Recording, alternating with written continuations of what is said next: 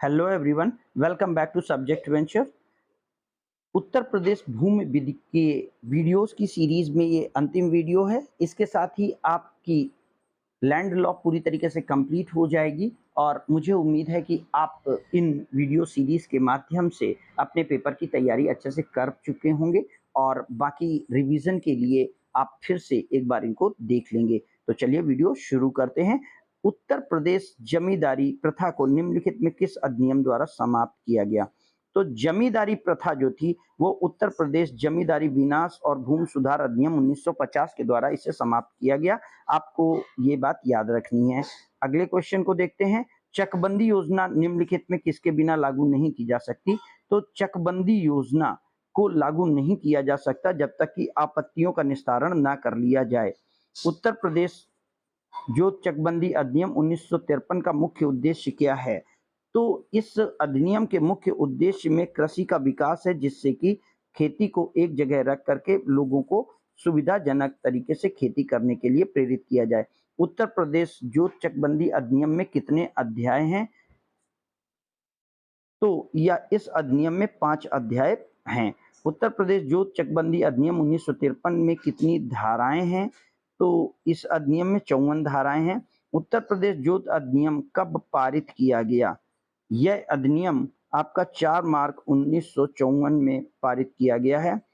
उत्तर प्रदेश जोत चकबंदी की परिभाषा इस अधिनियम के किस धारा में है? तो अधिनियम की धारा 3 में जोत चकबंदी की परिभाषा दी गई है। चक का अर्थ चकबंदी होने पर खातेदार को दिए गए किससे है? तो भूमि के खंड से चक का अर्थ माना गया है, इसलिए ऑप्शन ए सही हो जाएगा। अगले क्वेश्चन को देखते हैं। चकबंदी अधिनियम के अंतर्गत प्रारंभिक चकबंदी को साधारण रूप से क्या कहा जाता है? तो प्रारंभिक चकबंदी को साधारण रूप से हम चक कटना कहते हैं। उत्तर प्रदेश अधिकतम जोत सीमा आरोपण अधिनियम 1960 के अधीन कृषि शिक्षा दिए जाने वाले डिग्री कॉलेज को कितने एकड़ सिंचित अधिकतम भूमि जोत सीमा में आएगी? यानी डिग्री कॉलेज के लिए आप कितने एकड़ की जमीन को एक्वायर कर सकते हैं? तो यहाँ पर आप याद रखेंगे 50 एकड़ को डिग्री कॉलेज के लिए अनुदानित किया गया है। उत्तर प्रदेश भूदान अधिनियम के विषय में क्या सत्य है? तो जो भूदान अधिनियम है वो कब बना था? इस आधार पर आप देखें तो उत्तर प्रदेश भूदान अधिनियम 1952 में बना। भारत में आजादी के पूर्व कौन सी व्यवस्था प्रचलित थी? तो आजादी से पूर्व जमींदारी व्यवस्था प्रचलित थी। ब्रिटिश काल में राजस्व संग्रहण के लिए कार्य किसे सौंपा गया था? तो राजस्व संग्रहण का कार्य जमींदारों के द्वारा किया जाता था। उत्तर प्रदेश अधिकतम जोत सीमा आरोपण अधिनियम 1961 में निम्नलिखित की क्या विशेषता है? तो ये आय की असमानता को दूर करता है, स्वरोजगार और जीवन यापन को आसान बनाता है, जोतों का एकत्रीकरण करता है। तो ये सभी के सभी उद्देश्य इसमें पूरे किए जाते हैं। अधिकतम जोत पर सीमन अधिनियम की किस धारा में सिंचित योग्य भूमि के बारे में प्रावधान है? तो सिंचित भूमि का प्रावधान अधिनियम की धारा 311 में है। जमींदारी विनाश एवं भूमि सुधार अधिनियम 1950 द्वारा जमींदारों को समाप्त कर दिया गया, परंतु समाज में छोटे बड़े खातेदारों की जो खातेदारों के रूप में विषमता कायम रही। यहाँ पर याद रखेंगे विषमता उद्देश्य को पूरा कर रही है, इसलिए विषमता कायम रही, इसलिए आप ऑप्शन बी को टिक करेंगे। अधिशेष भूमि का प्रावधान अधिनियम की किस धारा में है? तो अधिशेष भूमि धारा 3 की उपधारा 15 में है।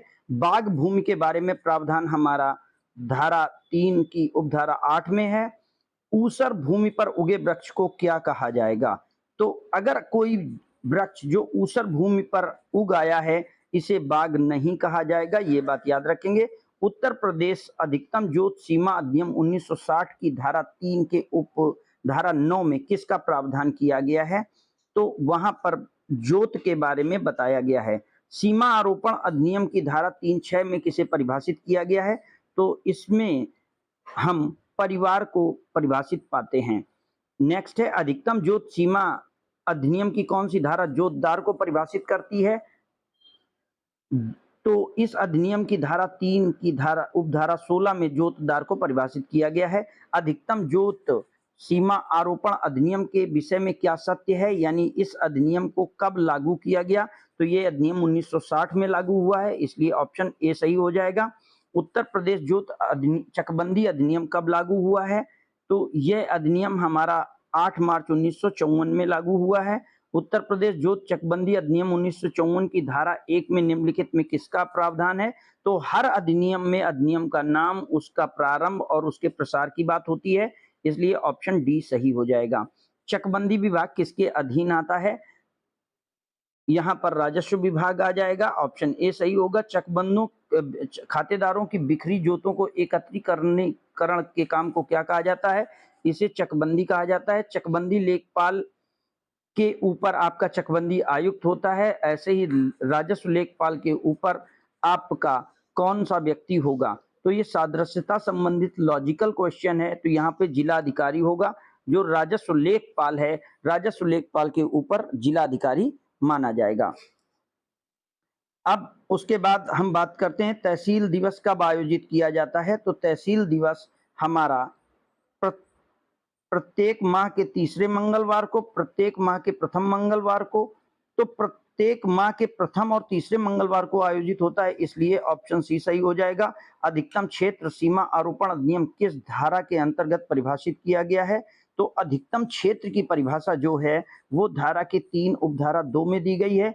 सीमा आरोपण अधिनियम को किस धारा में जोत का विवरण है, तो जोत की परिभाषा धारा 3 की उपधारा 9 में है। अधिकतम जोत सीमा अधिनियम 1960 के मुख्य उद्देश्य क्या हैं, जोतों का एकत्रीकरण, ठीक है, कृषि में सुधार और ग्रामीण उत्थान, तो ये तीनों सही हो जाते हैं, इसलिए ऑप्शन डी करेक्ट हो जाएगा।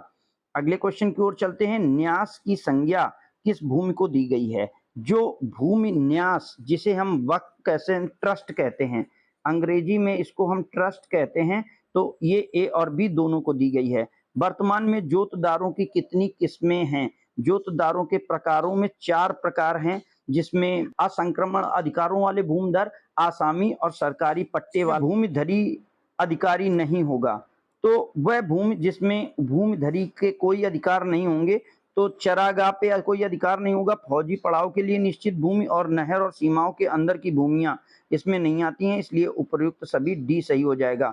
निम्नलिखित में कौन सा चकबंदी अधिनियम 1953 का उद्देश्य नहीं है, तो चकों की चकबंदी करना ये तो उद्देश्य है, समय को बचाना, उत्पादकता बढ़ाना है, कार्य में सुगमता ये भी है, चक के टुकड़े करना चकबंदी का अर्थ नहीं है, ये ध्यान रखिएगा, तो इसलिए ऑप्शन सी हमारा राइट आंसर हो जाएगा। हम ऑप्शन सी को यहाँ पे राइट आंसर के रूप में देखेंगे। चलते हैं अगले क्वेश्चन में। अक्षम व्यक्तियों द्वारा भूमि को पट्टे पर दिए जाने का प्रावधान है, यानी कोई भी व्यक्ति अगर स्वयं कृषि कार्य करने में अक्षम है तो वो धारा 95 के तहत अपनी जमीन का पट्टा कर सकता है। संहिता में अक्षम व्यक्ति कितने प्रकार के होंगे, यानी अक्षमता को परिभाषित किया गया है, तो 8 प्रकार की अक्षमता बताई गई है। संहिता में अक्षम विद्यार्थी कौन होगा, तो अक्षम विद्यार्थी संहिता में जो परिभाषित है उसके अनुसार जिसकी आयु 35 वर्ष से ज्यादा ना हो, ठीक है, किसी मान्यता प्राप्त विद्यालय में शिक्षा ले रहे हों, ठीक है, उसके माता पिता मर चुके हों, ठीक है, तो उपयुक्त सभी में कोई भी चीज आ सकती है और वह व्यक्ति अक्षम व्यक्ति हो जाएगा। तो अंतर्गत अक्षम व्यक्तियों को दर्शाया गया है, तो संहिता के अंतर्गत अक्षम व्यक्तियों की जो परिभाषा है धारा 95 में दी गई है। अधिकतम जोत सीमा आरोपण अधिनियम की उद्देशिका है क्या, कि जोतदारों को सीमा के नियंत्रण किए जाएं, समान जोतदारी व्यवस्था लागू की जाए और सार्वजनिक भूमि का अधिकतम प्रयोग किया जाए, तो उपरोक्त सभी इसके उद्देश्यों में आता है। उत्तर प्रदेश अधिकतम जोत सीमा आरोपण अधिनियम कब लागू हुआ है, तो यह अधिनियम हमारा 3 जनवरी 1961 को लागू हुआ है। उत्तर प्रदेश अधिकतम जोत सीमा आरोपण 1960 के प्रावधानों को चुनौती दी जा सकती है, ये बात आप देखें तो जो जोत सीमा आरोपण अधिनियम विधि है इसमें कहीं पर भी कोई भी चुनौती का प्रावधान नहीं था, इसलिए ऑप्शन डी सही होगा। उत्तर प्रदेश अधिकतम जोत सीमा 1960 के प्रावधान और अधिनियम को संरक्षण प्राप्त है, तो इसको भारतीय संविधान की अधिकतम जोत सीमा से कुछ व्यक्तियों को अलग किया जाना प्रावधानिक है, कुछ लोगों को इस अधिकतम जोत सीमा से अलग किया गया है, उसे धारा 6 के अंतर्गत बताया गया है। अधिकतम जोत सीमा में निर्धारित भूमि के जोतदार और परिवार के सदस्यों के अधिकार प्रावधानित हैं, यानी अधिकतम जोत सीमा में उस जमीन में और बाकी लोगों के अधिकार कितने होंगे, तो ये धारा 6 में वर्णित किया गया है। स्त्रियां जो भूमि को पट्टे पर नहीं दे सकती हैं, ऐसे कौन सी स्त्रियां हैं, तो पति पत्नी एक साथ रहते हों, अक्षम नहीं है, यानी अगर पति पत्नी एक साथ रहते हैं तो स्त्री पट्टा नहीं कर सकती है। इस बात का विवरण यहाँ पर दिया गया है। तो यहाँ पर हम अपने इस सीरीज को समाप्त करते हैं। मुझे उम्मीद है उत्तर प्रदेश भूमि विधि के ये वीडियो आपके पेपर की तैयारी के लिए बहुत इंपॉर्टेंट साबित होंगे। अपनी तैयारी करते रहिएगा। अगले पेपर के लिए हम सीरीज जल्दी शुरू करेंगे।